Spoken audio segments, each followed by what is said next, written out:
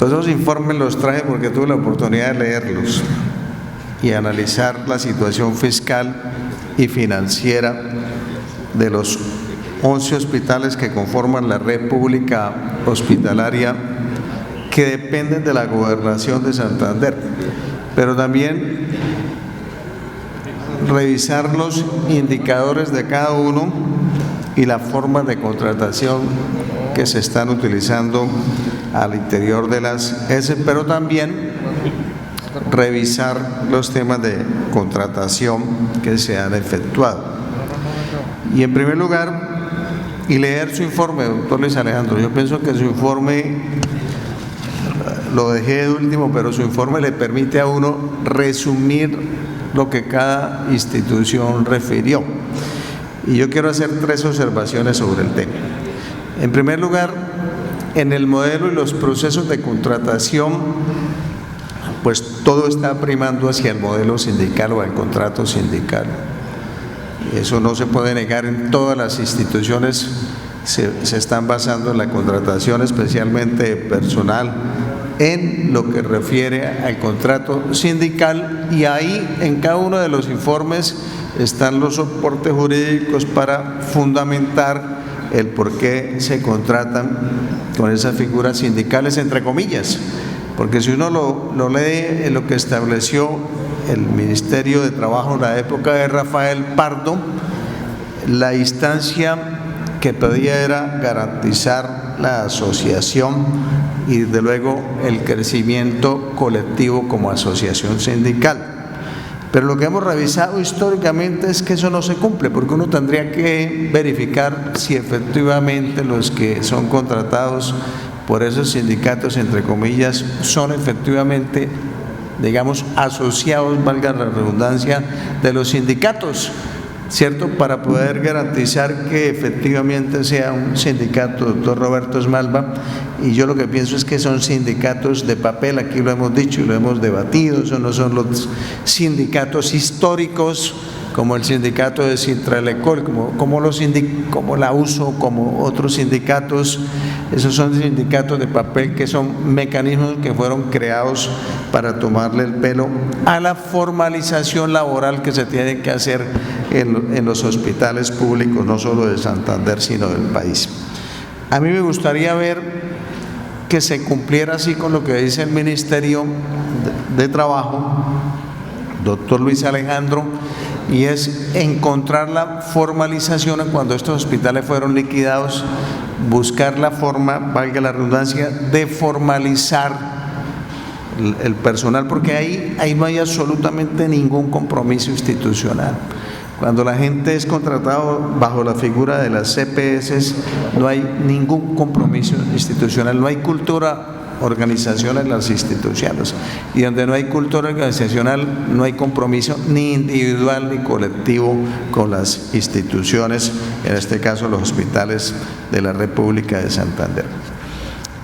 Ese es un tema que yo, diputadas y diputados, en el tema de la contratación, se lo voy a remitir al equipo jurídico de la corporación para que haga una revisión integral de todos los modelos y procesos de contratación que se están haciendo en la República Hospitalaria, y también con los impactos financieros al pasar hospitales que estaban haciendo directamente el proceso de las EPS frente al modelo del contrato sindical, para que el equipo jurídico de la corporación nos entregue un informe en el segundo periodo de sesiones ordinarias en el mes de junio y julio, y podamos tener unos elementos e insumos amplios para complementar el debate del día de hoy. En segundo lugar, es el tema de la situación fiscal y financiera de cada uno de los 11 hospitales. En su gran mayoría, y es lo que a uno le preocupa, y usted lo refiere en el informe, doctor Luis Alejandro, en su gran mayoría gastan sobre presupuestos. Y cuando uno gasta sobre presupuesto y no sobre recaudo, está conllevando a un riesgo fiscal y financiero. Y esos riesgos fiscales y financieros cada vez son más altos. Entonces, por eso vemos hospitales que están pasando o que no tenían riesgo y pasan a riesgo bajo, y unos que estaban en riesgo bajo pasan a medio, y unos que estaban en bajo pasan a riesgo alto. Ni siquiera uno observa en algunos casos que se contrate con los compromisos que fueron reconocidos. Y entonces ahí los indicadores, por eso es que no tenemos indicadores favorables en algunas instituciones de los hospitales públicos del departamento de Santander, porque por lo que vendemos, por decirlo así, por un peso que uno vende, ingresa el 0.75%, pero yo me estoy gastando el peso que vendí, pero no me estoy gastando sobre el recaudo. Y eso los está llevando a cada vez tener más déficit de tesorería y más déficit presupuestal, porque eso se les está convirtiendo en cartera. Y vienen unos compromisos de cartera de vigencia anteriores y no hay unos niveles de recuperación de cartera altos. Entonces, las entidades están pasando cada vez más a tener problemas de sostenibilidad financiera hacia el futuro. Y tras de que cotudo y con paperas, como decían nuestros ancestros, la situación es mucho más complicada para los hospitales públicos del departamento de Santander. Y la cartera, o sea, ese es un llamado de atención, que estemos gastando sobre presupuestos, o digámoslo así, y no sobre el recaudo. Así es como se quiebran las instituciones. Las instituciones se quiebran. Yo entiendo que estas son instituciones que no pueden negar el servicio de prestación de salud, pero también entiendo que uno tiene que actuar en la responsabilidad fiscal y financiera que le dan las normas. Pero adicionalmente, en la cartera, doctor José Joaquín Plata, la cartera hoy es de 326.000 millones de pesos. 326.000 millones, ya superamos los 300.000 millones de pesos. Y yo llamo la atención en la cartera que el 42%, que son 137.619 millones, son mayores de 360 días. Esa cartera ya es de difícil recobro. O sea, esa plática prácticamente, doctor Roberto, hay que decirle adiós. 137.619 millones son cartera más allá de 360 días. Y de 181 a 360 días, 62.538 millones, es decir, un 19%. Entre las dos suman 200.000 millones de pesos, mayor a 181 días. Y ahí sí quiero dejar una constancia, secretario y doctor José Joaquín Plata, es cómo o qué determinaciones, porque dentro de las preguntas habían qué procedimientos se están utilizando para la recuperación de la cartera. ¿Cómo coayudamos a que esos 200.000 millones de pesos no pasen a ser cartera de recobro profundamente dudoso y un recaudo que no podría entrarles? Porque además tienen otra gabelita, tienen cerca de 53.000 millones de las EPS que fueron liquidadas, que no les van a pagar. 53.000 millones, 53.016 millones de pesos, que es platica, que son las que se liquidaron.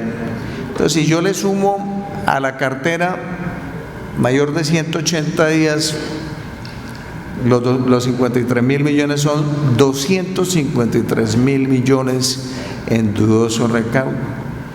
Y la gran mayoría de los hospitales, perdón que lo diga, sobreviven de las ventas de servicios, no tienen otros ingresos diferentes, a excepción de los que les va quedando en los cobros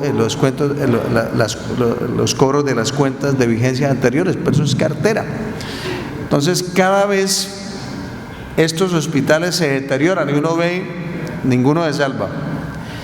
Uno ve que los indicadores financieros, si yo los calculo sobre el cobro de la cartera, pues claro, son diferentes, pero si los calculo sobre la real del recaudo, esos indicadores bajan y no generan, voy a decirlo como yo, no genera tranquilidad en la sostenibilidad financiera de todos los hospitales. Usted no tiene la culpa.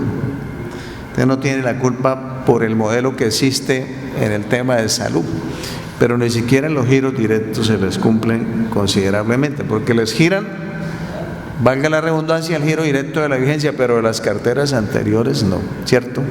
Les toman el pelo, perdón, como decía García Márquez, le maman gallo en los pagos, las EPS, y no les entran los recursos y no tienen cómo pagar el personal misional, el personal administrativo, los insumos, los equipos y eso. O sea, cada vez que venimos aquí uno le gustaría encontrar una situación totalmente diferente, pero estamos de mal en peor. La cartera ya va en 326 mil millones de pesos, que es una cifra profundamente considerable. Pero, doctor Luis Alejandro, ¿sabe cuánto les debe la Secretaría de Salud? 98 mil millones. 98 mil millones. Y yo me pregunto cómo le va a pagar, aunque aquí ya me refieren, le di un tema, usted mismo lo refirió, ¿cómo le pagamos los 98 mil millones la Secretaría de Hacienda Departamental a la Red Pública Hospitalaria de Santander? El tema de la cartera a través de una ley de regalías. Ahora la cartera no, para el pago de las deudas departamentales. Eso me llamó la atención. Dice, aprovechar la reciente reglamentación por parte del DNP de un proyecto ya aprobado por el Congreso para que recursos de regalías se puedan girar a las Secretarías de Salud y estas a su vez paguen a las IPS públicas y privadas la cartera adeudada por el departamento por la atención a los grupos poblacionales de población pobre no asegurada y no POS. Eso sería excelente, porque a los departamentos y a los municipios se les queda bianualmente las regalías y eso permitiría, y aquí las regalías en este periodo oscilan a 170, 180 mil millones de pesos, y eso permitiría que la Secretaría de Salud tuviera unos recursos importantes y se paguen los compromisos que tiene la Secretaría de Salud con la Red Pública Hospitalaria, y bueno, repito, que suma cerca de 100 mil millones, son 98 mil millones de pesos. No le veo más salidas a esto, no le veo doliente ninguno a los hospitales públicos del país, ni ha sido el Ministerio, ni tampoco ha sido la Superintendencia de Salud. Eso no tiene doliente porque uno ve cada vez el crecimiento de la cartera. La cartera crece y los recaudos bajan, porque en algunas circunstancias los recaudos han bajado en unos hospitales, como el caso de, creo que fue Piedecuesta, por ventas bajaron, y lo mismo el caso del hospital psiquiátrico, bajaron considerablemente en el año 2016 frente al año 2015.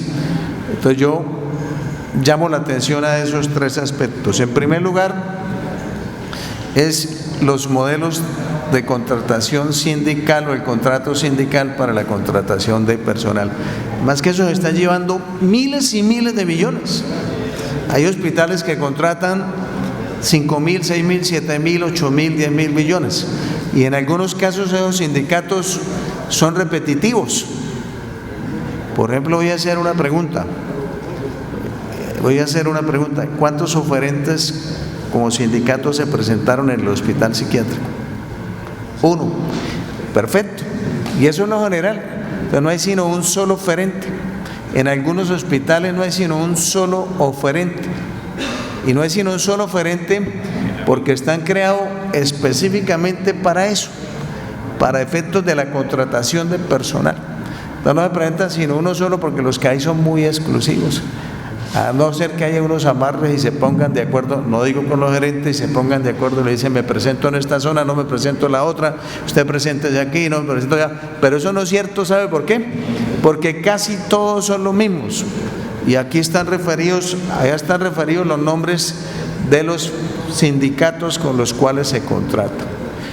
Y se rota la gente, y al rotarse hay menos compromiso institucional. Ese es el primer punto. Yo pienso que ese modelo de contratación es un modelo profundamente nefasto para los hospitales públicos del departamento de Santander. Y en segundo lugar, para las conclusiones, yo sé que ustedes necesitan flujo de caja, pero cuando uno gasta sobre presupuesto y no sobre recaudo, la situación fiscal y financiera se va deteriorando más y uno va colocando en riesgo fiscal y financiero las instituciones. A sabiendas que ustedes necesitan gastar para poder atender la comunidad, pero también en el ejercicio recuerden algo, que la responsabilidad en el periodo es de ustedes. Y tercer lugar es la cartera.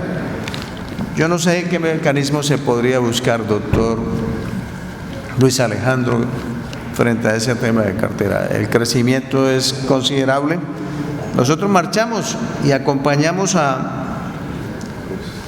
Luz, pero simbólicamente los acompañamos a todos los hospitales. Y llevamos un féretro, y ese féretro significaba la Red Pública Hospitalaria de Santander y de Colombia. Y parece que eso no hubiera servido para mucho. ¿Qué saca un hospital con que le deban 150.000 millones y le paguen 2.000? A uno que lo deban 10.000 y les paguen 500. A uno que se liquidó una EPS, entonces le reconozcan 758 millones de pesos y era 23.000 millones lo que quedó debiendo. Entonces, esa es la situación de los temas de los hospitales. Yo resalto la presencia, pero yo les pediré algo por el mismo tema de ustedes. Prudencia en la ejecución presupuestal, porque yo no puedo agregarle más cargas presupuestales a un déficit que ya tengo de tesorería, un déficit que tengo presupuestal, porque así se los entregaron a ustedes. Por eso le pregunté, doctor Julián, ¿por qué el hospital universitario no es la excepción? Por eso le pedí que nos presentara un corte de cuentas. Y también en algunos hospitales han sido, poco prudentes en los temas de compromisos del gasto. En algunos, no digo en todos, en algunos han sido poco prudentes. Y voy a dejar una frase, se la digo a Juan para que la entienda Pedro. Tomen ustedes las decisiones, gerentes, no dejen que las tomen otros por ustedes. A veces la república se quiebra y otros se enriquecen en medio de esa necesidad o esa fragilidad que tiene la república hospitalaria. Tomen las decisiones ustedes, tomen las decisiones con autonomía, con independencia. No fue que ustedes se ganaron los concursos abiertos y entonces no tienen compromisos con nadie, porque yo no estoy de acuerdo, vuelvo y repito, que mientras los hospitales públicos del departamento extensivos al país están en crisis y ustedes buscando recuperar cartera, mejorar los comportamientos del recaudo, racionalizar el gasto, y algunos, no ustedes, algunos buscan es cómo de alguna forma se enriquecen frente a las situaciones de los débiles presupuestos de la República Hospitalaria. Se lo dije a Juan para que lo entendiera Pedro, y ojalá estuviera aquí Juan. Eso me parece una sinvergüencería. Aquí hay que ayudar a buscar la forma de tener todas las herramientas para que estas instituciones prevalezcan. Y yo no estoy diciendo mentiras. En este informe que entregó la Secretaría de Salud, que tiene que ver el comportamiento del riesgo es el mismo del año anterior. Échenle una ojeadita, diputadas y diputados, y ustedes van a mirar cada vez cómo están pasando los hospitales de riesgo cero a riesgo medio o a riesgo bajo, y así sucesivamente.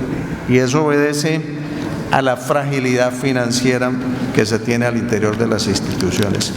Ojalá no regresara a la estructura de la gobernación esos personajes que se lucran de la red pública hospitalaria o que se dedican a otros aspectos diferentes a asesorar lo que necesitamos asesorar, y es mejorar la prestación del servicio de salud en nuestro departamento de Santander. Con la red pública hospitalaria no se debe pensar en lucrarse ni individual ni colectivamente, y eso no lo digo por los gerentes que nos acompañan. Con la red pública hospitalaria nosotros tenemos la responsabilidad de sacarlos adelante y de coayudarles, y cuantas veces tengamos que hacer movilizaciones masivas para respaldarles en la búsqueda de que se les paguen a ustedes lo que les deben las EPS, vamos a salir y nos vamos a movilizar.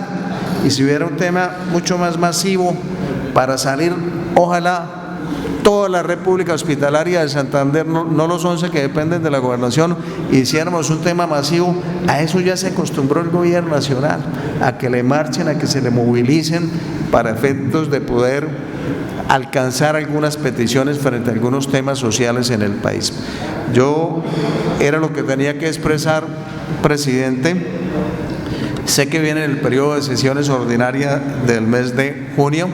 Tendremos unas conclusiones amplias en lo que refirió el diputado Roberto Esmalva, el diputado Edgar Suárez, el diputado Óscar San Miguel y suscrito. Y yo le pido permiso para retirarme, presidente, para realizar unas actividades inherentes a mi cargo, y le agradezco, presidente, por haberme otorgado la palabra.